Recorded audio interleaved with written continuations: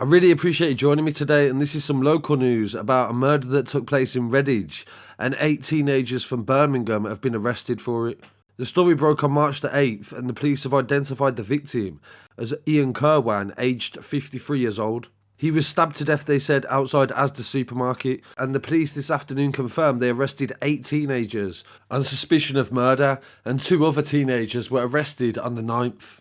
All of them remain in police custody, and they are urging 3 others to hand themselves in. Mr. Kirwan was stabbed at 7:20 on Tuesday evening as 6 youths all from the South Birmingham area were in the local area at the time. Formal identification is yet to take place, but Mr. Kirwan's family have agreed to publish his name. West Mercia Police said that officers are continuing to investigate the death of a man in Redditch. The family is being supported at this difficult time, and forensics are carrying out a search in the local area, and police will give an update as soon as possible. So my condolences to the family of Ian.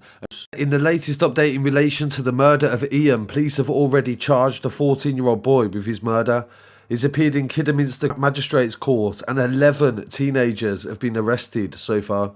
In some news coming from Liverpool, a story that literally broke a few hours ago shows teenagers smashing a car window, and the driver gets so frustrated that he ends up driving his car at the teenagers, trying to injure them. He misses both times, and due to the frustration, he then resorts to reversing the car into the house that the teenagers are stood outside. This causes significant damage to the property, and it is not known as to whether anybody was injured in this incident as well, as there is no police reports yet or newspaper coverage. So when there is an official statement on that story, I'll definitely follow it up.